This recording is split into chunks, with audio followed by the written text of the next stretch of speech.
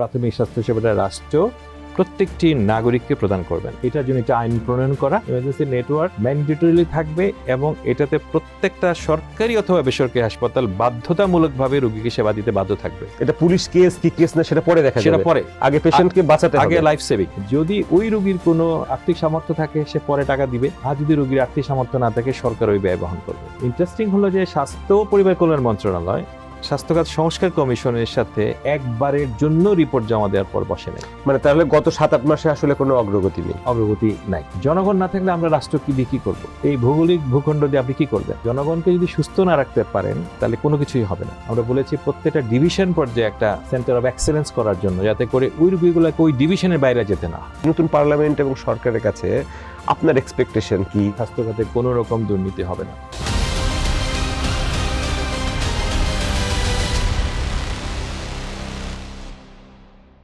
Hello everyone, welcome to TBS future.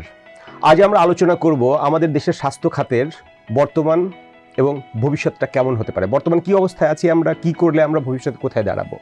দেশের মানুষের জন্য যেমন ভালো স্বাস্থ্য খাত দরকার, স্বাস্থ্যসেবা দরকার, তেমনি দেশের অর্থনীতির জন্য ভালো স্বাস্থ্য খাত কেন জরুরি, এসব বিষয় নিয়ে আজ আমরা আলোচনা করব। আমাদের সাথে আলোচনায় আজ অতিথি হিসেবে স্টুডিওতে উপস্থিত আছেন স্বাস্থ্য খাত সংস্কার কমিশনের সদস্য প্রফেসর ডাক্তার সৈয়দ মোহাম্মদ আকরাম হোসেন। সৈয়দ মোহাম্মদ আকরাম হোসেন, আপনাকে আমাদের স্টুডিওতে স্বাগতম। আপনি কেমন আছেন? ভালো আছি, আপনাকে অনেক ধন্যবাদ। যেমন বলছিলাম স্বাস্থ্য খাতের গুরুত্বের কথা, জনসেবাকে জনমুখী, সহজলভ্য ও সার্বজনীন করতে প্রয়োজনীয় সংস্কার প্রস্তাবের লক্ষ্যে অন্তর্বর্তীকালীন সরকার একটা স্বাস্থ্য সংস্কার কমিশন গঠন করেছিলেন। আমি তার প্রজ্ঞাপনেরই লক্ষ্য উদ্দেশ্য পড়লাম। তো সেই কমিশনে আপনি একজন সদস্য ছিলেন। কমিশন তাদের সুপারিশ সম্বলিত প্রতিবেদন সরকারের কাছে পেশ করেছে। আমি আপনার কাছে জানতে চাইব সংক্ষেপেই যে মোটা দাগে বড় বড় কিছু আপনারা আউটলাইন দিয়েছিলেন যে এইসব পদক্ষেপগুলো নেওয়া হলে বাংলাদেশের স্বাস্থ্যসেবা খাত আগামী দিনে এই রকম একটা অবস্থায় পৌঁছাইতে পারবে। তো আপনাদের সেই সুপারিশগুলো মৌলিক পরিবর্তনের জন্য যে রূপরেখাগুলো দিয়েছিলেন সেটা বাস্তবায়ন করলে আমরা কোথায় যেতে পারি আগামীতে? আপনাকে অনেক ধন্যবাদ।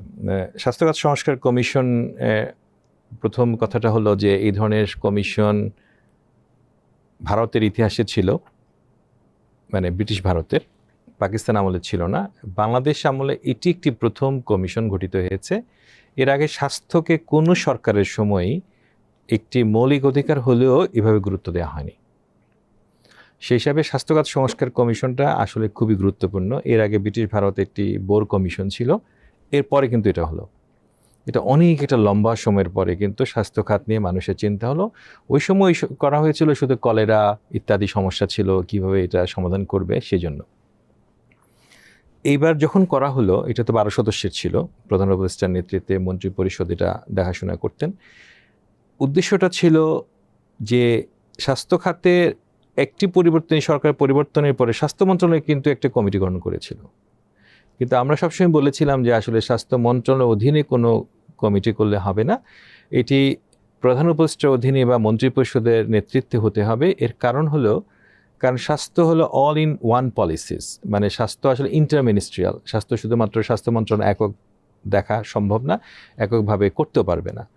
তো এটা করতে গিয়ে আমরা প্রথম মিটিং করার পর আমরা সিদ্ধান্ত নিলাম যে আমরা আসলে বাংলাদেশটা একটু দেখতে যাব, যে স্বাস্থ্য উপজেলায় কী হচ্ছে, কমিউনিটি ক্লিনিক কেমন আছে, মেডিকেল কলেজগুলো কেমন আছে, ডিস্ট্রিক্ট হসপিটালের কী অবস্থা, সব মিলিয়ে আমরা দেখতে চাই যে মেডিকেল ইউনিভার্সিটির কী অবস্থা, আসলে কি চলছে, কিভাবে হচ্ছে, স্বাস্থ্য কাঠামোটা কিভাবে চলছে, এগুলো দেখলাম আমরা। আরেকটা হলো পাশাপাশি আমরা একটা জরিপ করলাম।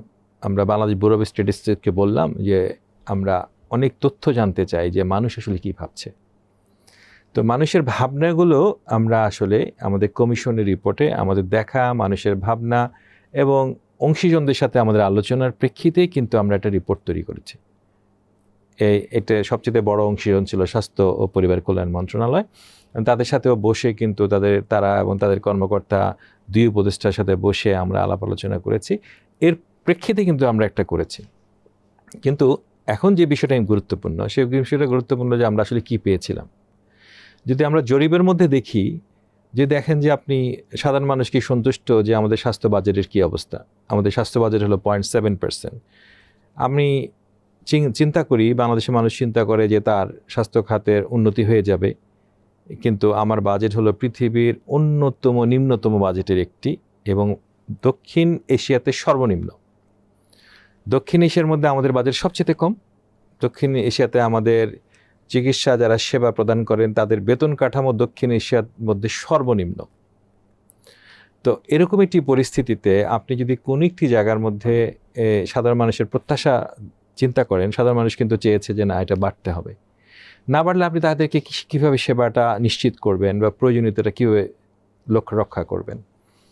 সেটা করতে গিয়ে আমরাই একমাত্র কমিশন যারা সরাসরি রাজনৈতিক দলের সাথে মিটিং করি। যেমন বাংলাদেশ জাতীয়তাবাদী দল বিএনপির সাথে বসেছি, জামাত ইসলামের সাথে বসেছি, এনসিপির সাথে বসেছি, এবং অন্যান্য মেজর যারা স্টেক হোল্ডার তাদের সাথে আমরা বসেছি। ওনাদের থেকেও কিন্তু আমরা একদম সর্বোচ্চ লেভেলের সিদ্ধান্তগুলো আমরা পাওয়ার চেষ্টা করেছি যে ওনারা আসলে কী ভাবছেন। কারণ আমরা লক্ষ্য করেছি এর আগে আমরা বিভিন্ন সময় প্রফেশনাল লেভেলে অনেক চিন্তাভাবনা করে সরকারকে দিতাম, সরকাররা শুনতো, কিন্তু কেউ বাস্তবায়ন করতো না।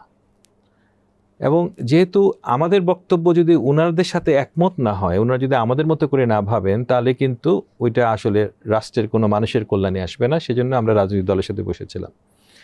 ওখানে করতে গিয়ে আমরা যেটা লক্ষ্য করেছি যে বাজেটের কথা বলেছি, সমস্ত রাজনৈতিক দলগুলোই কিন্তু বলেছে বাজেট 5% হতে হবে।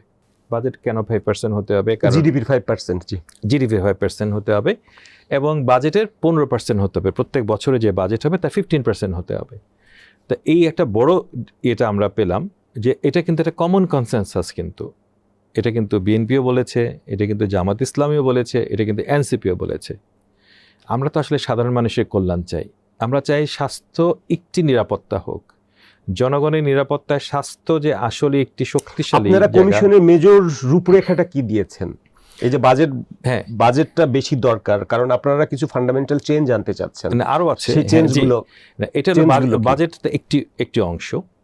বাজেটের পরে আমরা লক্ষ্য করলাম যে আমরা বলেছি যে সংবিধানের 15 অনুচ্ছেদ 18 অনুচ্ছেদ অনুযায়ী স্বাস্থ্য একটি মৌলিক অধিকার আমরা বলছি, কিন্তু রাষ্ট্র এই মৌলিক অধিকার নিশ্চিত করার জন্য বাধ্য নন।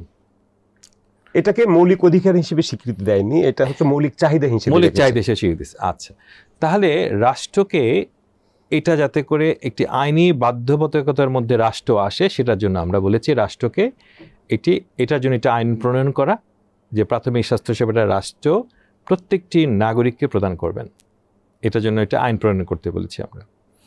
দ্বিতীয়ত বলেছি আমরা যে প্রাথমিক স্বাস্থ্যসেবাটা শুধু আইন প্রণয়ন করলেও হবে না, এটা এমন একটি কাঠামো, যেমন এটার কেন আমরা এই কথাগুলো বলেছি, আপনি যদি লক্ষ্য করে থাকেন গ্রামে বা ইউনিয়ন পর্যায়ে যে বর্তমান কাঠামোই কমিউনিটি ক্লিনিক, বর্তমান কাঠামো হলো যে ইউনিয়ন স্বাস্থ্যকেন্দ্র।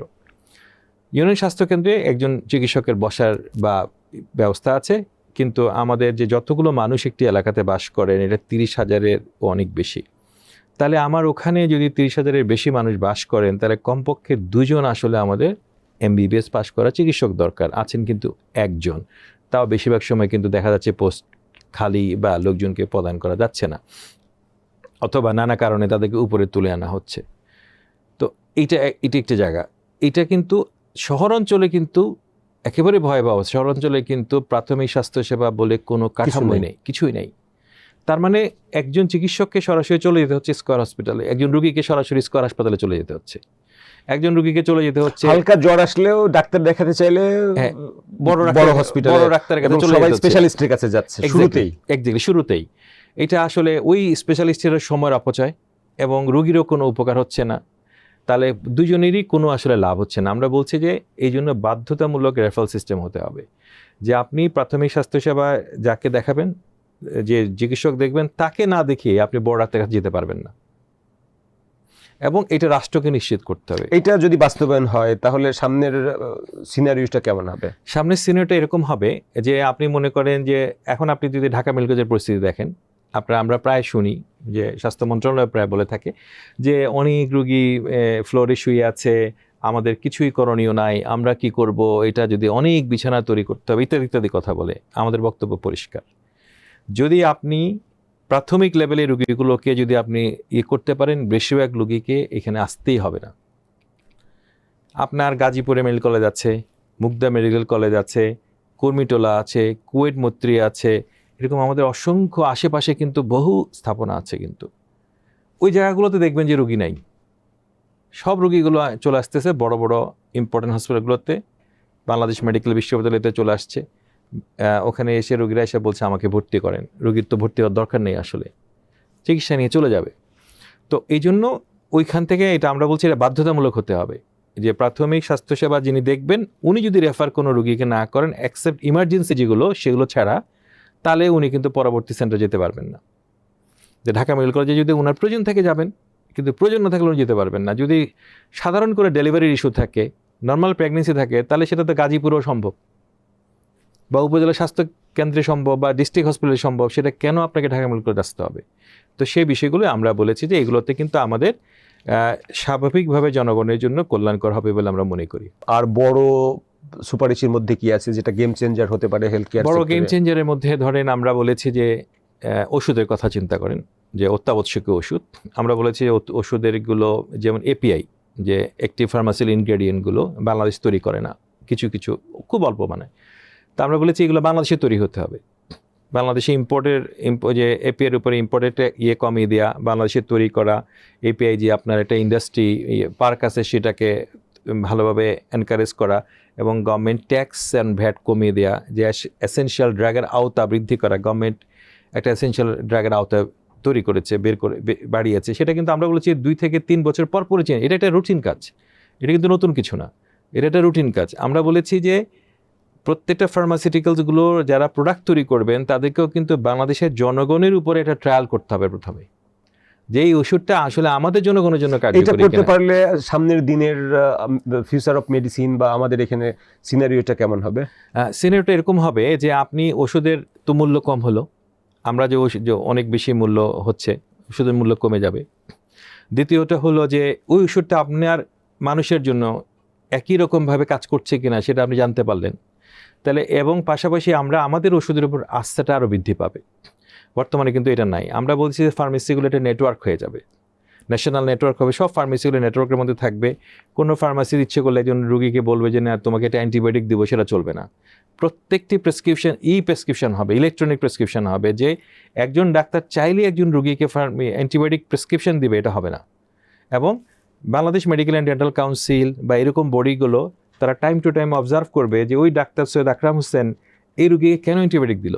অ্যান্টিবায়োটিক আছে, আবার অভিযোগ আছে একগাদা টেস্ট দেয়। জি না, এটা তো আসছি। এরপরে দ্বিতীয়টা হলো, এটা একটা অংশ গেল।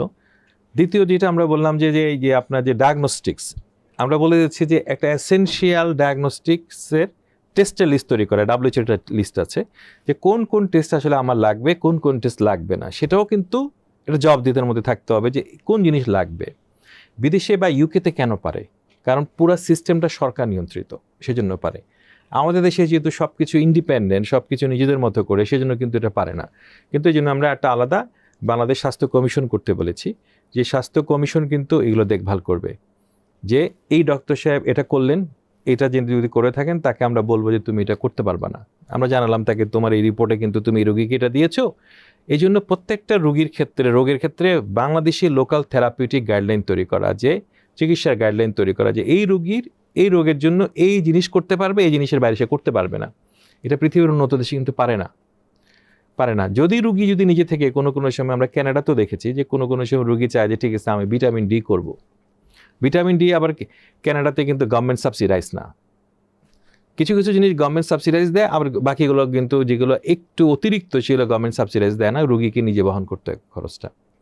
তো আমাদের দেশেও কিন্তু এটা সম্ভব। এই প্রস্তাবগুলোই কিন্তু আমাদের এইটার মধ্যে আছে। তার মানে একটা ডায়াগনস্টিক নেটওয়ার্কের কথা বলেছি। আরেকটা হলো ইমার্জেন্সি। বাংলাদেশে দেখবেন, ধরুন আপনি সাংবাদিক মানুষ, রাত 3টার সময় বাসায় যাচ্ছেন, রিক্সা করে বাসায় যাচ্ছেন, এবং আপনি ছিনতাইকারীর হাতে পড়লেন। এই সময় রাত্রেবেলায় আপনাকে হাসপাতালে কে নিবে, কোথায় নিবে? আমাদের বেসরকারি হাসপাতালগুলো বা ক্লিনিকগুলো বেশিরভাগ ক্ষেত্রে এই ধরনের রুগী রিসিভ করতে চান না, যে পুলিশ কেস হবে দেখে। তাতে করে হয়তো সাধারণ একটা জিনিস একটা করেছে, তাৎক্ষণিক ট্রিটমেন্ট দিলে সে রুগীটা বেঁচে যায়। আমরা অনেক মানুষ দেখেছি এভাবে মৃত্যুবরণ করতে।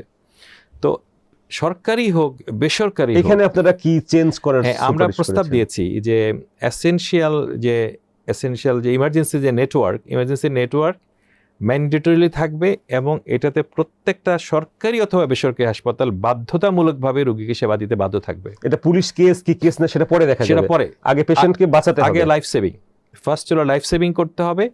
যদি ওই রোগীর কোনো আর্থিক সামর্থ্য থাকে সে পরে টাকা দিবে, আর যদি রোগীর আর্থিক সামর্থ্য না থাকে সরকার ওই ব্যয় বহন করবে। এটা প্রত্যেকটা হসপিটালকে কমিটমেন্ট থাকতে হবে, তাকে এটার দায়িত্ব নিতে হবে এই রোগীকে বাঁচানোর জন্য। কারণ এই ঘটনাগুলো আপনি দেখবেন প্রতিদিন, যদি আপনি ভালো করে, আপনি সাংবাদিক মানুষ জানেন, তথ্য যদি নেন দেখবেন যে অনেক মানুষের কিন্তু এইভাবে মৃত্যু হচ্ছে প্রতিদিন। এটা একটি বড় অংশ গেল। আরেকটা হলো যে স্বাস্থ্য বিমার কথা আমরা বলেছি। ধরুন ক্যান্সার, একজন রোগীর ক্যান্সার হলো বা কিডনি সমস্যা চলছে বা আরও কিছু কিছু প্রবলেম আছে, কিডনি ট্রান্সপ্লান্টেশন করা, লিভার ট্রান্সপ্লান্টেশন করা, এরকম আছে না, হার্টের বড় জটিল সমস্যা আছে, এদের তো খরচ অনেক। এই খরচটা কোথায় বহন করবে মানুষগুলো? আমরা বলি স্বাস্থ্য বিমা থাকতে হবে এবং এই খরচটা রাষ্ট্র যাতে করে বেশিরভাগ অংশ বহন করতে পারে সেটা ব্যবস্থা থাকা। প্রায় সময় দেখা যাচ্ছে সরকারের একজন সচিব, উনি রিটায়ার করেছেন, রিটায়ার করার পরে ওনার প্রচলিত বেতন এবং টাকা পয়সা, উনি যে টাকা পান এই টাকা দিয়েও কিন্তু একজন ক্যান্সারের চিকিৎসা করা সম্ভব না, তার স্ত্রীর বা তার ক্যান্সার চিকিৎসা করা বাস্তবে সম্ভব না। তাহলে কী করণীয়? এই টাকাটা কে দিবে আসলে? এটা রাষ্ট্রকেই বহন করতে হবে। যে মানুষটা সারা জীবনই রাষ্ট্রের জন্য কাজ করে গেছে, সে রাষ্ট্রের দায়িত্ব আছে সেই মানুষটাকে দেখভাল করার।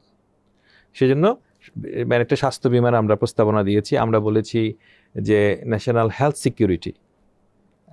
সিকিউরিটি একটা অফিস হবে। হেলথ সিকিউরিটির মাধ্যমে এটা হলো মানুষের স্বাস্থ্যসেবাটাকে নিশ্চিত করার জন্য আমরা এই সিকিউরিটি ব্যবস্থাপনা করতে বলেছি যে প্রত্যেকটা মানুষের এই কাজগুলোকে রাষ্ট্র দায়িত্ব নিতে হবে।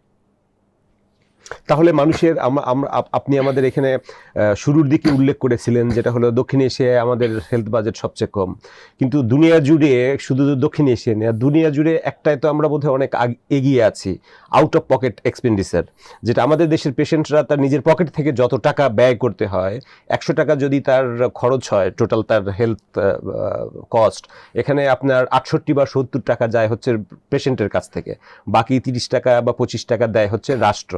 কিন্তু উন্নত বিশ্বগুলো এবং ভালো দেশগুলোতে যাদের স্বাস্থ্যসেবা ভালো, সেখানে তো সিচুয়েশন কি অপোজিটটা না? একেবারে অপোজিট। মনে করেন আমেরিকান জিডিপির হলো 17%, 17% আমেরিকাতে গভর্নমেন্ট ইনভেস্ট করে, জিডিপি 17%। ইউকেতে আরও বেশি। এক একটা দেশে কিন্তু বাজেট, ইউকের মডেলটাকে ওয়ার্ল্ডে বলা হয়ে থাকে, ইউকের হেলথ মডেলটাকে ওয়ার্ল্ডের মধ্যে one of the best model, universal health care system, যেটা এটাকে one of the best model বলে। আমাদের এখানেও কিন্তু এটা অসম্ভব রকমের বেশি, পৃথিবী মানে সাউথ এশিয়া তো নাই, আমাদের এই স্বাস্থ্যর ব্যয় মেটাতে গিয়ে বলা হয়ে থাকে অনেক মানুষ গরিব হয়ে যায়, তার সহায় সম্পদ প্রতি বছর আমরা বলি, প্রতি বছর মানে আমাদের একটা হেলথ ইকোনমিক রিভিউতে একদম রিপোর্ট দেখেছিলাম যে প্রতি বছর প্রায় 0.3% মানুষ দারিদ্র্য সীমার নিচে নেমে যাচ্ছে because of health care need meet করতে গিয়ে। তাহলে আপনি বলছিলেন আমেরিকাতে এত পার্সেন্ট করে, ইউকেতে এত পার্সেন্ট করে, হেলথ কেয়ারে এত ইনভেস্টমেন্টের দরকারটা কি? এটা ইনভেস্ট করলে বেনিফিটটা কারা পায়? রাষ্ট্র পায়। রাষ্ট্র, আমরা যদি আরো সুনির্দিষ্টভাবে আসি, আমি জনগণ বলছি, মানে জনগণ, রাষ্ট্র কিভাবে বলছি, রাষ্ট্রের কথাটা বলার যে যেহেতু রাষ্ট্র টাকাটা বহন করে, সেজন্য রাষ্ট্র জনগণের পিছনে যে বহন করে রাষ্ট্রই তো পায়। কার কিভাবে পায়? মনে করেন আমরা যে স্কুলে পড়াই, শিক্ষিত জনগণকে পাচ্ছি, শিক্ষিত জনগণকে রাষ্ট্রেরই তো কর্মশক্তিতে রূপান্তর হচ্ছে, এটা তো রাষ্ট্রেরই কাজ করছে, অর্থনীতি লাভবান হচ্ছে, অর্থনীতির চাকা ঘুরছে। এখানেও তাই, যে আমরা যে বললাম যে health security, national health security, যেখানে আপনার অনেক, আমরা বলছি যে সিকিউরিটি কেন শব্দটা ব্যবহার করলাম, ন্যাশনাল হেলথ সিকিউরিটি শব্দটা ব্যবহার করার অর্থই হলো যে মানুষের সার্বিক নিরাপত্তা, এই রাষ্ট্রের নিরাপত্তা। আসলে রাষ্ট্রের নিরাপত্তাটা কীরকম? যে মানুষ, আপনি যদি সুস্থ থাকেন, ধরুন আমরা যদি আপনার আপনার এখানে স্ট্রোক হলো, আমরা যদি 6 আওয়ারের মধ্যে আপনাকে ম্যানেজ করতে পারি, আপনি সুস্থ হয়ে গেলেন, আবার এসে কাজ করলেন। কিন্তু আপনার মতো একজন জার্নালিস্ট তৈরি করতে যদি আপনার বয়স যদি 45 বা 50 হয়ে থাকে, এই রাষ্ট্রকে তো আরও 50 বছর অপেক্ষা করতে হবে আপনার মতো একজন তৈরি করতে। আপনি তো অলরেডি তৈরি হয়ে গেছেন। আপনি যদি আরও 20টা বছর রাষ্ট্রকে সেবা দিতে পারেন, তাহলে বা যে ফরম্যাটে দেন, আসলে সবটাই তো রাষ্ট্রের। আপনি সাংবাদিক হিসাবে সেবা দেন, পুলিশ হিসাবে কাজ করেন, সব কিছু কিন্তু রাষ্ট্রের অর্থনীতি এবং কাঠামোর অংশ। কিন্তু এটা কিন্তু বিচ্ছিন্ন না যে কেউ সরকারি আর কেউ বেসরকারি। আমাদের দেশে এই শব্দটা ব্যবহার করে যে সরকারি, আসলে সরকারি বেসরকারি বলে আসলে কিছু নাই, সব কিছু রাষ্ট্রের। তো তাহলে আপনি কিন্তু মানে এই যে লম্বা সময় 50 বছরে লাগছে না, আপনি যদি আজকে অসুস্থ হয়ে যান, যে আপনি স্ট্রোক হয়ে গেল, আপনার সেবা করা গেল না, তাহলে রাষ্ট্রকে এই যে আরও 50 বছর অপেক্ষা করতে হবে আপনার মতো একজন লোক তৈরি করার জন্য। তাহলে রাষ্ট্র মারাত্মকভাবে আর্থিকভাবে ঝুঁকির মধ্যে পড়ে যাচ্ছে। ক্যান্সারের ক্ষেত্রেও তাই। ক্যান্সারের মনে করেন আমরা আর্লি যদি ডিটেকশন করতে পারি, তাহলে বেশিরভাগ রুগীকে কিন্তু আমরা সেভ করে ফেলতে পারি, কিন্তু সেটার কোনো ব্যবস্থা নেই। আমাদের এখানে 28তম আমাদের 32টা সুপারিশ আছে, আমরা বলেছি মুখ্য সুপারিশ। তার মধ্যে একটা সুপারিশ আছে কিন্তু আর্লি ডায়াগনোসিসের জন্য। তো মনে করেন আজকে পৃথিবীতে নন কমিউনিকেবল ডিজিজের হার অনেক বেশি বেড়ে গেছে, ক্যান্সার তার মধ্যে একটা, আবার ডায়াবেটিস বেড়েছে, হার্ট ডিজিজ বেড়েছে, অন্যান্য রোগগুলো অনেক বেশি বেড়ে গেছে। তাহলে এই যে বার্ডেনটা, এই বার্ডেনটা, এবং ঢাকা শহরের যদি আপনি শুধু একটা কাজ, ঢাকা শহরের যদি আপনি বাতাসের কথা দেখেন, বায়ুর কথা দেখেন, এটা পৃথিবীর মধ্যে অন্যতম দূষিত। কিছুদিন এবং বিশ্বব্যাংকের একটা স্টাডিতে বেশ আগে বলেছে ঢাকার এই পলিউটেড এরিয়ারে যারা বসবাস করে, আমাদের গড় যে আয়ু, সেই আয়ু থেকে 6 থেকে 7 বছর কমে যায়। এবং আমরা বলেছি, আমরা একটা রিপোর্টে দেখেছি এরকম যে তামাক খেলে, তামাকের বা স্মোকিং করলে যে ক্ষতি হয় তার থেকে বেশি ক্ষতি হয় ঢাকা শহরের বাতাস যদি কেউ ইনহেল করে। তার মানে আপনি নিজেই পুরা রাষ্ট্রটাকে বা এই সমাজটাকে কিন্তু আপনি এমন একটা, এটা কিন্তু একটা কারাগার। তো যে বাতাসের মধ্যে আমরা বসবাস করছি, যে এটা দূষিত বাতাসের একটা কারাগারের মধ্যে তো আমরা বাস করছি। তো আসলে আমরা যে ক্ষতিগ্রস্ত হয়ে যাচ্ছি আমরা তো নিজেরাই জানি না। আপনি রাজনৈতিক দলগুলোর সাথে আপনারা কমিশন মিটিং করেছেন, বিএনপির সাথে মিটিং করেছেন, এনসিপির সাথে মিটিং করেছেন, জামাত ইসলামের সাথে মিটিং করেছেন। হেলথে ইনভেস্ট করার যে সিগনিফিকেন্টলি বেনিফিট, এটা তো আসলে মানে বিতর্ক করার কিছু নাই। সারা দুনিয়া পেয়েছে, আপনিও যখন ইনভেস্ট করবো, আমরাও যখন ইনভেস্ট করবো, সেটাও পাবো। রাষ্ট্র তাহলে করে না কেন? রাজনৈতিক দলগুলোর ভিতরে কোনো বড় বড় প্রতিষ্ঠান করতে পারি, আমরা বড় বড় মেগা প্রজেক্ট করতে পারি, যখন হেলথে ইনভেস্ট করার প্রশ্ন আসে তখন আমাদের আর্থিক সক্ষমতার ঘাটতি দেখা যায়। রাষ্ট্র হেলথের লাভটা যদি ইনডিরেক্ট, তো সরাসরি না দেখা যায় না, মানে ভিজিবল করা যায় না, কিন্তু রাষ্ট্র যদি এটা বুঝতো যে এটা ভিজিবল করা যায়, আমরা এবারে সেটা চেষ্টা করেছি। এই পলিটিক্যাল পার্টিগুলোর সাথে এই কথাগুলো আমাদের হয়েছে। ওনাদের ক্ষেত্রে যদি আপনি, আমরা যে এই বিএনপি থেকে যেটা পেয়েছি, বিএনপি চেয়ারম্যান তারেক রহমান সাহেব কিন্তু এগুলো দেখেছেন, ওখান থেকে এসেছে। জামাতের লেভেল থেকে এসেছে, এনসিপিটা ওই লেভেল থেকে এসেছে। তো সেটা কিন্তু বিএনপি লেভেল থেকেও যেটা এসছে আমরা দেখেছি, কিন্তু এই জিনিসগুলো তাদের মধ্যে একটা মানে পজিটিভ নোটেশন দেখেছি, যে তাদের যে প্রথম 8টা চিন্তাভাবনা তারা করেছে, সেই 8টা চিন্তাভাবনার মধ্যে স্বাস্থ্যের যে 8টা চিন্তাভাবনা বিএনপির মধ্যে করেছে, সেটার মধ্যে কিন্তু দুর্নীতি দমন করা বা স্বাস্থ্য খাতে যাতে দুর্নীতি না হয়। কারণ আপনি যদি লক্ষ্য করেন যে স্বাস্থ্য, রাজনৈতিক দলগুলো আসলে কি চায়, রাজনৈতিক দলগুলো চায় যে তার জনসমর্থন অক্ষুণ্ণ থাকুক বা বাড়তে থাকুক, কিন্তু এইটা যে স্বাস্থ্যে ইনভেস্ট করলে যেটা বাড়বে, তাদের এই পারসেপশনটা আসলে ছিল না। কিন্তু আমার মনে হচ্ছে এবার মনে হয় সেই পারসেপশনটা তাদের মধ্যে এসছে।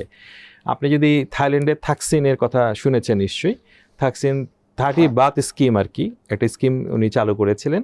সেই স্কিমটা 30 বাত দিলে থাইল্যান্ডের যে কোনো নাগরিক সকল ধরনের স্বাস্থ্যসেবা পেতেন।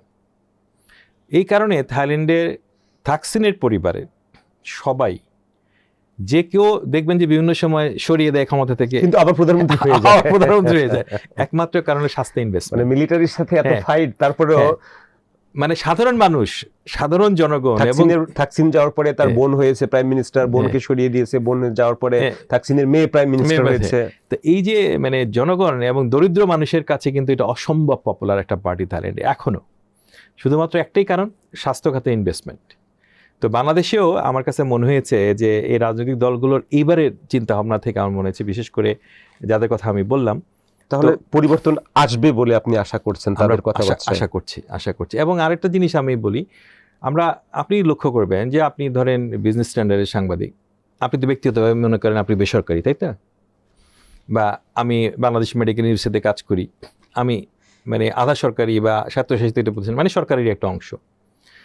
কিন্তু আমরা সবসময় মনে করি যে সরকার আর বেসরকারি, কিন্তু রাষ্ট্রের দৃষ্টিকোণ থেকে সরকার আর বেসরকার বলে আসলে কোনো শব্দ থাকতে পারে না। রাষ্ট্রের কাছে সবাই সমান, সবাই একই অধিকার পাবে। এবং চিকিৎসার ক্ষেত্রেও গরিব ধনী প্রত্যেকের অধিকার সমান, এবং প্রত্যেকেই একই মাপের একই সমান চিকিৎসা পাওয়ার অধিকার রাখে। এটা রাষ্ট্রকে বুঝতে হবে। সেই জিনিসটা আমরা বলেছি যে এইদিন দেখবেন যে আপনি ধরুন স্কয়ার হাসপাতাল, যে আমি এখানে দীর্ঘদিন স্কয়ার হাসপাতালে কাজ করার সুযোগ হয়েছে আমার। তো স্কয়ার হাসপাতাল একটি প্রাইভেট হসপিটাল, আবার বাংলাদেশ মেডিকেল ইউনিভার্সিটি একটি সরকারি প্রতিষ্ঠান। এখন এই প্রতিষ্ঠানগুলোর একটার সাথে একটা কোনো কাজের কোঅর্ডিনেশন নাই। আমি যদি ঢাকা মেডিকেল কলেজের কথা চিন্তা করি, তার সেবার মান কী হবে সেটা কিন্তু নির্ধারণ করা নাই, সেটার জন্য কোনো অ্যাক্রিডিটেশনের প্রসেস নাই।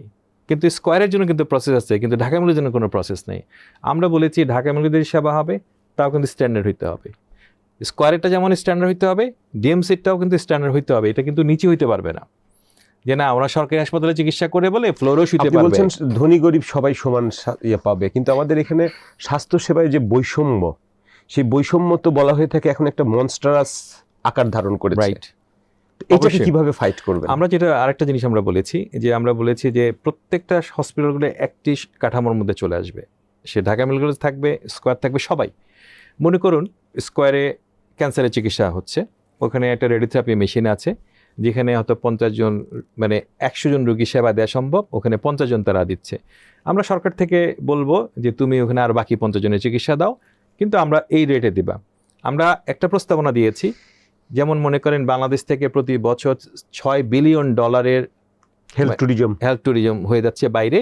এর অন্যতম রোগ হলো ক্যান্সার, অন্যতম প্রধান রোগ হলো ক্যান্সার। এটা ডেভেলপমেন্ট একটা বড় ইস্যু।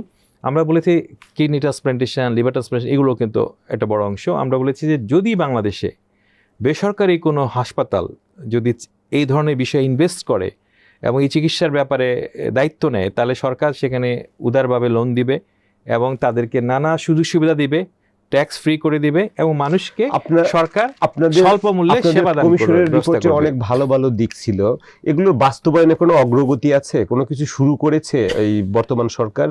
জাস্ট শুরু করে আমার মনে আছে মাননীয় প্রধান উপদেষ্টাকে যখন আমরা প্রথম দিলাম, এটা 5 মেতে, আমি ওনার ঠিক পাশে দাঁড়ানো ছিলাম। তো 5 মেতে আমি ওই জিনিসটা ওখানে প্রেজেন্ট করি, মূলত ওনার সামনে প্লাস সাংবাদিকদের সামনে আমি প্রেজেন্ট করি। তখন উনি কিন্তু আমাকে জিজ্ঞেস করেছিলেন যে কি করতে হবে। তা আমরা বলেছিলাম যে আপনি নির্দেশ দিলে এটা বাস্তবায়ন হয়ে যাবে। উনি কিন্তু তখনই অর্ডার করেন। আপনি সেই সময় ইভেন বাংলাদেশ বিজনেস স্ট্যান্ডার্ড থেকে শুরু করে সব পত্রিকাতে দেখবেন বলা আছে যে এটা বাস্তবায়ন করার জন্য প্রধান উপদেষ্টার নির্দেশ, এই কথাটাই ছিল, নির্দেশ। কিন্তু ইন্টারেস্টিং হলো যে স্বাস্থ্য পরিবার কল্যাণ মন্ত্রণালয় স্বাস্থ্যখাত সংস্কার কমিশনের সাথে একবারের জন্য রিপোর্ট জমা দেওয়ার পর বসে নাই। মানে তাহলে গত 7-8 মাসে আসলে কোনো অগ্রগতি নেই? অগ্রগতি নাই। আপনারা যে অগ্রগতিগুলোকে আপনি দেখতে পারেন, মনে করেন ওষুধ, অত্যাবশ্যকীয় ওষুধ আমরা পেয়েছি, তালিকা বেড়েছে, এটা আসলে রুটিন কাজের অংশ, রুটিন ওয়ার্ক। এটা রুটিন ওয়ার্ক। কমিশনের যেটা গেম চেঞ্জিং যে প্ল্যানগুলো ছিল সেগুলো কোনোটা ধরেই আগায় নেই। আপনি দলগুলোর সাথে আপনারা যে বৈঠক করেছিলেন, বিএনপি, জামাত, এনসিপি, তাদের সাথে কথা বলেছিলেন। স্বাস্থ্য খাতে আরেকটা বড় প্রবলেম হচ্ছে দলবাজি। সেইটা নিয়ে দলগুলোর কমিটমেন্ট বিষয়ে কোনো আলোচনা হয়েছে কিনা, যে এইটাকে কিভাবে মুক্ত রাখা যায়, পলিটিক্সের এই বাজে ইনফ্লুয়েন্স থেকে, ইন্টারফারেন্স থেকে কিভাবে মুক্ত রাখা যায়? এটা স্বাস্থ্যখাত সংস্কার কমিশনের রিপোর্টের মধ্যে এরকম বলা আছে যে রাজনৈতিক দলগুলোও কিন্তু আমাদের সামনে কিন্তু এরকম বলেছে যে তারাও কিন্তু এই বিষয়টাকে এইভাবে এনকারেজ করে না, যে প্রতিটা বিষয়ে ইন্টারফারেন্স, প্রতিটা বিষয়ে দলের চিন্তাভাবনা করা, এগুলো কিন্তু তারা করে না। তারা মনে করে যে জনগণ হলো ফার্স্ট, কারণ তাদের কাছে আসলেই জনগণ ফার্স্ট, কারণ জনগণ তো ভোট দিবে, যে ভোট দিবে তার প্রায়োরিটি তো সবার আগে, দলের কর্মীর প্রায়োরিটি তো পরে। আগে তো দলের কর্মী যদি দলের ভোট নষ্ট করে, দলের ভোট যদি দলের কোনো কর্মীর জন্য নষ্ট হয়, তাহলে তো আর লাভ হলো না। কারণ আপনি দলবাজি করতে পারলেন, কিন্তু এর কারণে যে দল ক্ষতিগ্রস্ত হচ্ছে, তাহলে দল সেটা কেন মেনে নেবে? এইবার আমার কাছে যেটা মনে হয়েছে, কারণ বিএনপির যেটা দেখলাম যে স্বাস্থ্য খাত সম্পর্কিত প্রথমটাই ছিল স্বাস্থ্য খাতে দুর্নীতি, মানে স্বাস্থ্য খাত দুর্নীতি মুক্ত করে স্বাস্থ্য খাত পরিচালনা করা। তো এই যে কথাটা দুর্নীতি মুক্ত স্বাস্থ্য খাত পরিচালনা, তার মানেটা কি? তার মানে তো এর মধ্যে তো এগুলো সব পড়ে যাবে। এই যে কমিটমেন্ট প্রথমটা, যে আমি জিজ্ঞেস করার চেষ্টা করেছিলাম যে প্রথমে এত মানে statement is a strong statement, কিন্তু আপনি বিএনপি যে স্বাস্থ্য খাতে যে 8টা দেখবেন, ওদের প্রথম কিন্তু এটা কিন্তু মারাত্মক একটা কমিটমেন্ট কিন্তু। এবং স্বাস্থ্য খাতে যদি দুর্নীতি সত্যি সত্যি দূর করা যায়, তাহলে কিন্তু এই সবকটা কিন্তু দুর্নীতির মধ্যে আসবে, এবং দুর্নীতির মধ্যে আসলে নিশ্চয়ই আমি আশা করি যে প্রত্যাশিত উন্নতি হবে। বাংলাদেশের মেডিকেল কলেজগুলোর শিক্ষার মান নিয়েও কিন্তু প্রশ্ন আছে। জি, এই শিক্ষার আসলে অনেক মেডিকেল কলেজ ভালো, আবার অনেকের মান নিয়ে সিরিয়াস কোশ্চেন আছে। এই মেডিকেল শিক্ষার আসলে ফিউচার? এটার ব্যাপারে আমরা যেটা প্রস্তাবনাগুলো দিয়েছি আমি আপনাকে বলি, আমরা world federation of medical education বিলিটা অর্গানাইজেশন আছে, আপনি জানেন, সেটা আমাদের আন্ডার গ্র্যাজুয়েট এবং পোস্ট গ্র্যাজুয়েট দুটো এডুকেশনকে নিয়ন্ত্রণ করে বা তার মানটা নিয়ন্ত্রণ আছে কিনা দেখে, সারা পৃথিবীরটাই করে। তো বাংলাদেশে কিন্তু দেখা গেছে যে এইটার মধ্যে আমরা নাই, এই ক্রাইটেরিয়ার মধ্যে পড়ছি না। তো যার কারণে এই রিসেন্টলি আপনি দেখবেন যে 2-1 দিনের মধ্যে Dhaka medical college, Suhrawardy medical college, এগুলো সম্পর্কে কিন্তু একটা আসছে। এর মধ্যে কয়েকদিন আগে দেখবেন যে আপনি এটা আসছে যে তাদেরকে Bangladesh medical education accreditation council থেকে তাদেরকে বলা হয়েছে তাদেরকে ডিগ্রিটাকে 5 ইয়ার্সের জন্য তাদের কোর্সকে ঢাকা মেডিকেল কলেজের বলা হয়েছে, করা হয়েছে। এটা কারণ হলো মানে world federation of medical education এটা ভিজিট করেছে, তারা বলেছে তোমাদের যদি এই মান থাকে আমরা তোমাদেরকে রিকগনিশন দিব না। এটা তো আপনি বাংলাদেশের টপ ক্লাস যে মেডিকেল কলেজগুলো আছে সেগুলোর কথা বলছেন।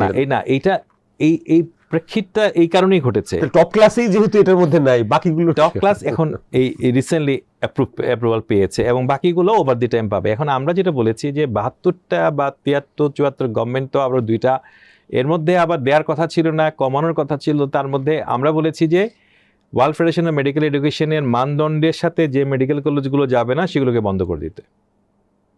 বন্ধ করে দিতে অথবা তাদেরকে সময় দেয়া ওই মানে পৌঁছানোর জন্য 1-2 বছর সময় দেওয়া, ওই মানের মধ্যে তাকে পৌঁছাইতে হবে। আর যদি সে পৌঁছাতে না পারে তাকে বন্ধ করে দিতে হবে। পাশাপাশি একটা কথা আমরা বলেছি যে ধরুন যে মেডিকেল কলেজ, প্রাইভেট মেডিকেল কলেজে 250 বেড করা আছে, কিন্তু দেখা যাচ্ছে রুগী আছে 50 জন, স্টুডেন্টরা কী শিখবে বা কী করবে? আমরা বলেছি ওই যে আরও 200 বেড রয়ে গেছে খালি, ওখানে আপনারা রুগী ভর্তি করেন, সরকারি টাকা দিবে রুগী ভর্তি করার জন্য, সরকার পে করবে। কারণ সরকার যদি একটা কাঠামো আর একটা 250 বেড বানাতে যায় তো 5 বছর চলে যাবে। আমরা যেমন আলোচনা করছিলাম, যেটা আমেরিকার উদাহরণ আসছে, ইউকের উদাহরণ আসছে, যেসব দেশের অর্থনীতি ভালো সেসব দেশে হেলথের বরাদ্দ অনেক বেশি। তাহলে কোনটা আগে আসলে দরকার? হেলথে আগে বরাদ্দ করার মাধ্যমে আপনার ইকোনমি জোরদার হবে, ইকোনমি অনেক বেশি শক্তিশালী হবে, ইকোনমি এক্সপ্যান্ড করবে, নাকি ইকোনমি এক্সপ্যান্ড করার পরে আপনি টাকা পয়সা প্রচুর হলে তখন হেলথ ইনভেস্ট করবেন? দুটো পাশাপাশি চলতে হবে। এটা ওই যে ডিম আগে না মুরগি আগে এরকম কাজ হবে না, এটাতে কাজ হবে না, দুটোই পাশাপাশি চলতে হবে।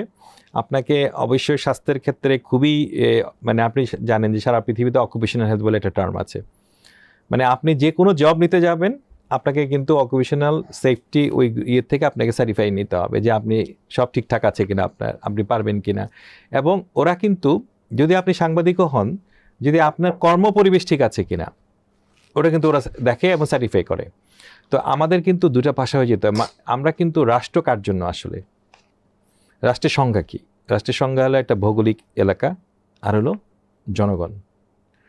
জনগণ না থাকলে আমরা রাষ্ট্র দিয়ে কী করবো? এই ভৌগোলিক ভূখণ্ড দিয়ে আপনি কী করবেন? তো জনগণকে যদি সুস্থ না রাখতে পারেন তাহলে কোনো কিছুই হবে না আপনার জন্য। এই জন্যই জনগণ এবং সরকারের ইকোনমি পাশাপাশি যাবে। কারণ আপনি ইকোনমির জন্য অনেক ইনভেস্ট করলেন, আপনি দেখবেন যে আজকে আপনার ভালো লেবার ফোর্স নাই, আবার আপনার ফোর্সগুলোর স্বাস্থ্য খারাপ, তাহলে তো হবে না। আপনি খেয়াল করে দেখবেন যে কানাডার কাছে, কানাডায় মানে আমাদের চায়নার কাছে কিন্তু ক্ষমা চেয়েছে, কারণ এক সময় ওখানে অনেক লেবার ছিল, লেবাররা রেল লাইন বসাতে গিয়ে মারা গেছে। এবং প্রায় সময় দেখবেন ক্লিনিক্যাল ট্রায়ালগুলোতে আগে কি করতো, কয়েদিদের উপরে মানে ওষুধের প্রয়োগগুলো আগে প্রথম ঘটাতো। তো সারা পৃথিবী এখন ওই কয়েদিদের খুঁজে বের করে ওদের কাছে চিনিয়ে দিচ্ছে আর ক্ষমা চাচ্ছে সরকার। এখানে আমেরিকান গভর্নমেন্টও তাই করছে। আর আমাদের তো কোনো কিছুই নেই, আমরা যে কিসের মধ্যে আছি আমরা নিজেরাই জানি না। আমি একটু কোশ্চেন করি, আবার বাংলাদেশের স্বাস্থ্য সেবার ভবিষ্যৎটা আপনি কেমন দেখেন? মানে যে অবস্থায় আমরা আছি, যেসব সুপারিশ আসছে, এগুলোকে বিবেচনায় নিয়ে সামনের দিনগুলো আমাদের কেমন? আমি ভালোই দেখি। আমার কাছে মনে হচ্ছে যে বর্তমান সময়ে হয়তো এই সরকার হয়তো সব সিদ্ধান্তগুলো নিতে পারেন নাই, কিন্তু মাননীয় প্রধান উপদেষ্টার যেই দেখছি, প্রাজ্ঞতা এবং তার যেই পজিটিভনেস দেখেছি, উনি একটা কথা বলেছিলেন। উনি তো থাকছেন না, ফেব্রুয়ারিতে যে নতুন সরকার আসছে। না বলছি, উনি একটা কথা বলেছিলেন যে তোমরা যে রেফারেন্সটা আজকে তৈরি করেছো, একটা রেফারেন্স ডকুমেন্ট তৈরি হয়েছে, যে কেউ চাইলে ওখান থেকে একটা রেফারেন্স কোট করতে পারবে। এটা আজকে যতখানি আমি বাস্তবায়ন করতে পারি না কেন, সামনের দিনগুলোতে বাস্তবায়ন। উনি তো 2টা ভালো প্রস্তাব বাস্তবায়ন করেও যেতে পারতেন। হ্যাঁ, এটা আমরা আশা করি আজকের কথা থেকে হোক, যে আমরা মানে স্বাস্থ্যখাত সংস্কার কমিশন একটা বিশেষ প্রস্তাবের কথা যদি আমি বিবেচনা করি, সেটা হলো স্বাস্থ্য কমিশন, বাংলাদেশ স্বাস্থ্য কমিশন।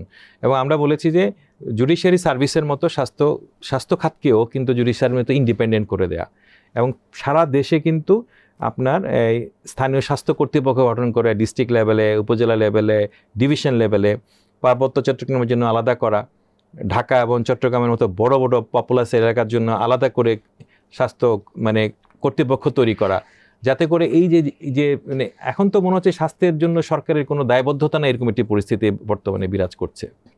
কিন্তু এটা কিন্তু ওনার সময় করে যাওয়া উচিত। আমি মনে করি যে এটা একটা অপরচুনিটি। এবং সামনের যে রাজনৈতিক, আমি তো বললাম যে বাংলাদেশ জাতীয়তাবাদী দলের কথাটা আমি আপনাকে বললাম, বা জামাত ইসলামের কথা, এনসিপির কথা, তারা কিন্তু মানে যেই আসুক এটাকে তখন আর বাদ দিতে পারবে না। আমরা দেখেছি যে তারা সবাই আগ্রহী, তারা আগ্রহী। যেটা শুরু করেছিলেন আলোচনা, ভবিষ্যৎটা কেমন দেখতে পাচ্ছেন? আপনি ভালো বলছেন, কি কি বিষয়ে ভালো দেখতে পাচ্ছেন? একটা টেকনোলজির অ্যাডাপ্টেশন হচ্ছে। হ্যাঁ, টেকনোলজির অ্যাডাপ্টেশন হচ্ছে। আমরা ইলেকট্রনিক্যালি যদি এই আপনার ইলেকট্রনিক প্রেসক্রিপশন সমস্ত ডেটাগুলো যদি ইলেকট্রনিক্যালি সেভ করতে পারি, কারণ ওয়ার্ল্ড এর বাইরে যেতে পারবে না। পৃথিবীটা যদি ইলেকট্রনিক্যালি হয়ে যায়, তখন কিন্তু আপনার গ্রামে গঞ্জেও আপনার কিন্তু এত স্বাস্থ্য জনবলেরও সবসময় প্রয়োজন হবে না। অনেক জনবল কম দিয়েও কিন্তু আপনি অনেক বেশি সেবা দিতে পারবেন। এবং কমিউনিটি ক্লিনিক পর্যন্ত, আমি ঢাকা থেকে বসে আপনি কমিউনিটি ক্লিনিকের রোগীরও খবর নিয়ে ফেলতে পারবেন। এবং এখানে এআই তো একটা বড় রোল অলরেডি শুরু করেছে বিভিন্ন দেশে। যে আমি ধরেন আমরা কি সেভাবে টেকনোলজির দিক থেকে প্রস্তুত হচ্ছি কিনা? তা তো বটে। আমি যদি আমাদের মেডিকেল ইউনিভার্সিটির কথা বিবেচনা করি, আমাদের ডিপার্টমেন্টে অলরেডি আমরা আর্টিফিশিয়াল ইন্টেলিজেন্স নিয়ে কাজ করছি। আমাদের রেডিওথেরাপি কন্ট্রোলিং, এগুলো আর্টিফিশিয়াল ইন্টেলিজেন্স আমরা ব্যবহার করছি। বিভিন্ন কাজের মধ্যে আর্টিফিশিয়াল ইন্টেলিজেন্স কিন্তু ব্যবহৃত হচ্ছে। তো এই সুযোগ কিন্তু মানে এটার কোনো বিকল্প নাই, আপনার কোনো অল্টারনেটিভ অপশন নাই যে আপনি ওটা দিয়ে কিন্তু চালাতে পারবেন, সেটা কিন্তু না। যেহেতু আমাদের অপশানই এইটা একমাত্র, সুতরাং আপনাদের এগোতেই হবে, পিছাতে পারবেন না। এবং ওইটার ইউজ তো কি তাহলে আপনার ভবিষ্যতে ট্রিটমেন্ট কষ্ট কমায় নিয়ে আসবে? অনেক কমে যাবে এই ডিসিশন মেকিং। যেমন আমাদের অনকোলজিতে আমি বলি, ক্যান্সারের ম্যানেজমেন্টের কথা বলি, তাহলে কিন্তু একটা সিদ্ধান্ত নেওয়া অনেক কঠিন। বায়োপসি লাগে, ইনফরমেশন, প্যাসিটি ইত্যাদিতে প্রচুর ইনফরমেশন লাগে। কিন্তু এতগুলো ইনফরমেশন সামারাইজ করা, সহজ করে দেওয়া, এটা কিন্তু আর্টিফিশিয়াল ইন্টেলিজেন্স করতে পারে। এটা আমার জন্য হিউজ ম্যান পাওয়ার হেল্প হবে। যেটা তো 10 জন মিটিং করে আলাপ করতে হচ্ছে, সেটা কিন্তু অনেক সহজে আমরা সিদ্ধান্ত নিতে পারবো। এবং শুধু আমাদের এরিয়াতে না, সকল জায়গাতে। আমরা গবেষণায় টেকনোলজি, এআই এর অ্যাপ্লিকেশন কেমন হতে পারে, আমরা কেমন করছি, ভবিষ্যৎ কেমন হবে সে সম্পর্কে আলোচনা করছিলাম। আমরা যেটা বলছিলাম যে অনেকগুলো বিষয় আছে। যেমন আমরা হিজ বলি, একটা হেলথ ইনফরমেশন সিস্টেম আছে। এটা আমাদের এখন কিন্তু উপজেলা পর্যন্ত সম্প্রসারিত আছে। কিন্তু বাংলাদেশের সমস্ত হেলথ ডেটাগুলো কিন্তু এটা আওতায় চলে আসতে পারে। চলে এসে কিন্তু যেহেতু বাংলাদেশে আপনি দেখবেন আমাদের ক্লাউডে এখন কিন্তু প্রচুর স্পেসও আছে। কিন্তু মানে আইটি মিনিস্ট্রি আন্ডারে প্রচুর স্পেস আছে কিন্তু আমাদের, যেগুলো আমরা মানে আর্টিফিশিয়ালি ইন্টেলিজেন্সের সাথে যুক্ত হলে আমাদের সব জিনিসগুলো আরও সহজ হয়ে যাবে। যেটাকে আমি একটু আগে বলছিলাম যে আমাদের মেডিকেল ইউনিভার্সিটি, আমাদের ডিপার্টমেন্টে কিন্তু আমরা শুরু করেছি অলরেডি। তার মানে এটার কোনো বিকল্প নেই। যেমন ধরেন আমরা এখন সার্জারি, রবোটিক সার্জারি চলে আসছে, ওখানেও কিন্তু আর্টিফিশিয়াল ইন্টেলিজেন্সের রোল আছে। ইভেন ধরেন অনেকগুলো টেস্ট হবে, রেডিওলজি রিপোর্টিং, আর্টিফিশিয়াল ইন্টেলিজেন্স কিন্তু হেল্প করছে যে দ্রুত রিপোর্টিং হয়ে যাচ্ছে। আপনি একটা ধরেন বান্দরবনে একটা রোগী অসুস্থ হয়ে পড়েছে, কোনো ধরুন সেনা কর্মকর্তা আহত হয়ে গেলেন, তাহলে সিদ্ধান্তটা কিন্তু আপনি ঢাকায় বসে দিতে পারবেন। এবং রবোটিক্সের এমন সুবিধা আছে যে আপনি এখানে বসে ওইখানে থাকলেও এখান থেকে বসে কিন্তু কাজটা করতে পারবেন। তার মানে এই টেকনোলজির বিস্তারের কোনো বিকল্প আমাদের এখানে বিস্তারের পথগুলো কি আমরা সুগম করছি? বিস্তারটা আমাদের দেশের পরিবেশগুলো একটু জটিল এবং কঠিন। যে কিডনি ট্রান্সপ্লান্টেশনের ইস্যুটাতে জটিলতা ছিল, সেটা একটু কমেছে। যেমন এখন পর্যন্ত যে রবোটিক সার্জারি করার জন্য মানে অনেক হসপিটাল রবোট, যেমন স্কয়ার হসপিটাল রবোটিক সার্জারি নিয়ে আসছে, ইউনাইটেড হসপিটাল যেটা সাঁতারকুলে, তারা রবোটিক সার্জারি মানে রবোট নিয়ে এসছে অলরেডি। কিন্তু এইগুলো এখনও অনুমোদিত হয় নাই, যে সরকারি বিধিবিধানগুলো তৈরি হয় নাই যে কিভাবে এটা ব্যবহার করবে, সে কারণে ব্যবহার করতে পারছে না। দেশগুলোতে কি ব্যবহৃত হচ্ছে না? হচ্ছে তো। তাহলে অন্যান্য দেশগুলো কি তারা উপকার পাচ্ছে না? পাচ্ছে তো। তাহলে আমরা এটা থেকে পিছিয়ে থাকছি কেন?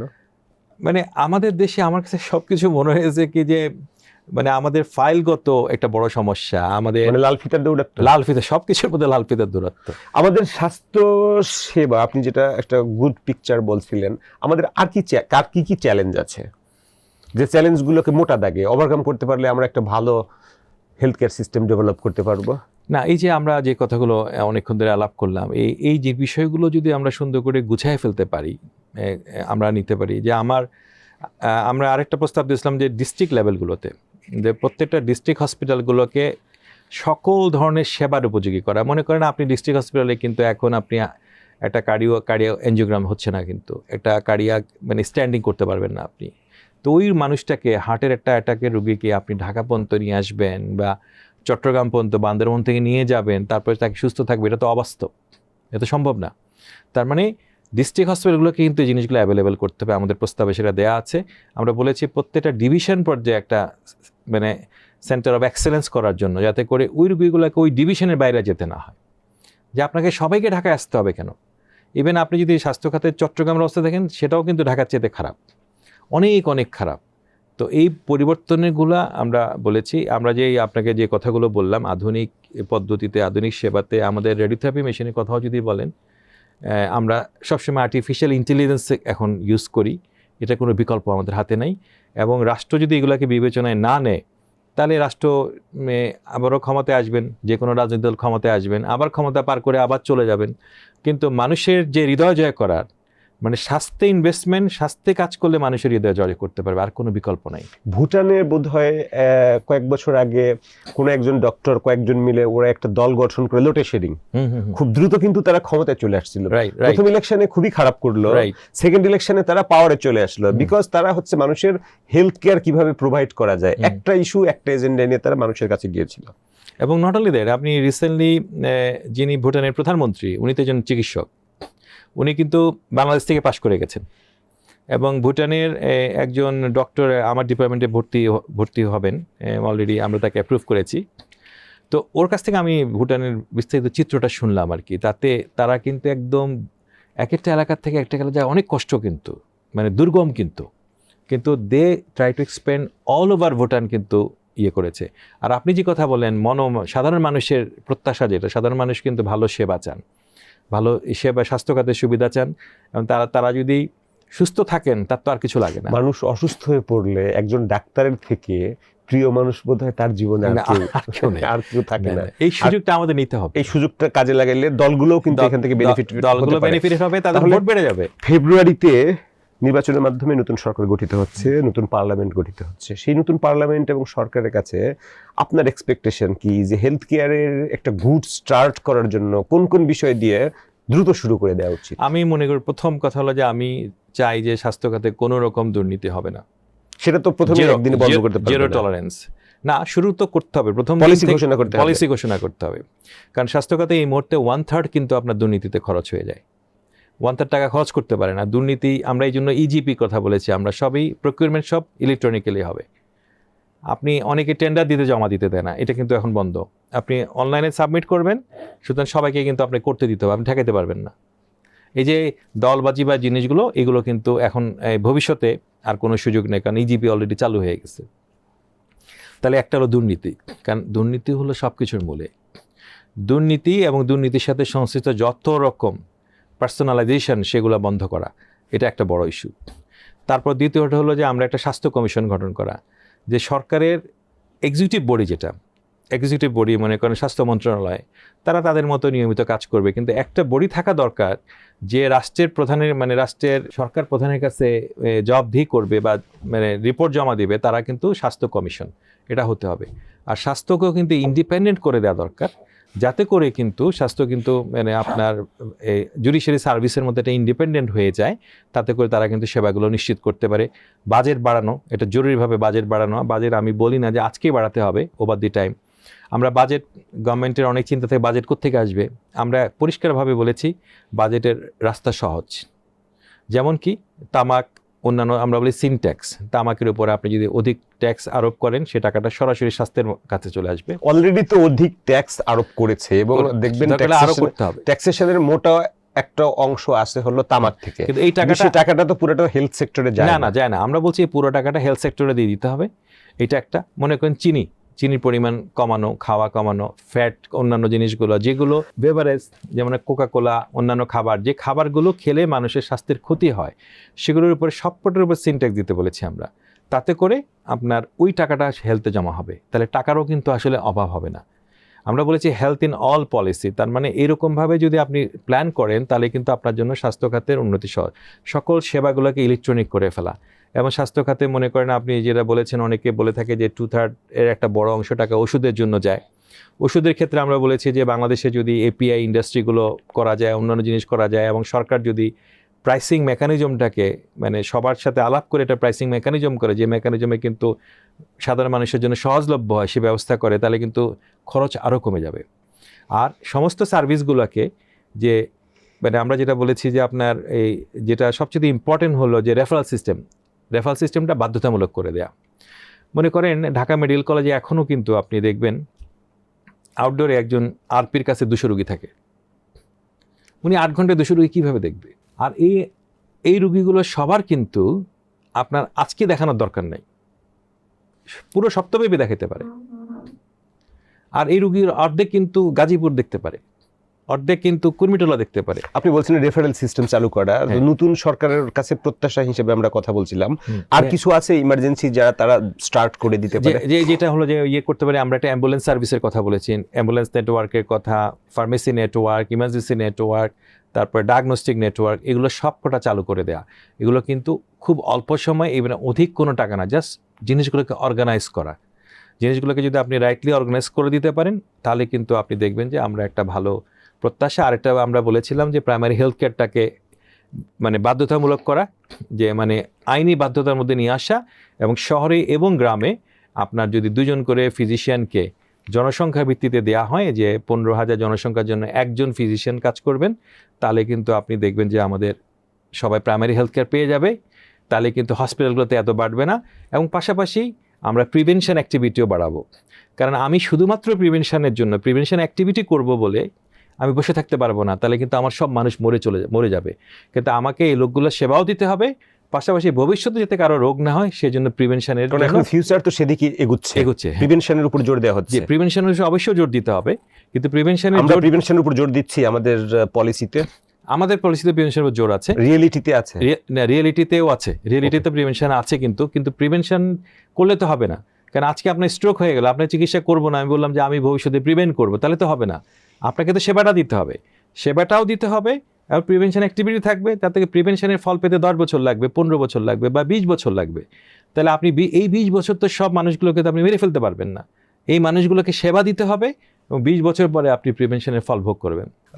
প্রফেসর আকরাম হোসেন, আমাদের সময় দেওয়ার জন্য আপনাকে ধন্যবাদ। আপনি ভালো থাকবেন, সুস্থ থাকবেন, নিরাপদে থাকবেন। আপনাকে ধন্যবাদ, আমাকে আমন্ত্রণ জানানোর জন্য অনেক কৃতজ্ঞতা। বাংলাদেশ বিজনেস স্ট্যান্ডার্ডের প্রতি অনেক কৃতজ্ঞতা, আপনার প্রতি অনেক কৃতজ্ঞতা, অনেক ধন্যবাদ। ডিয়ার ভিউয়ার্স, আমাদের সাথে থাকার জন্য আপনাদের ধন্যবাদ। আপনারা ভালো থাকবেন, সুস্থ থাকবেন, নিরাপদে থাকবেন।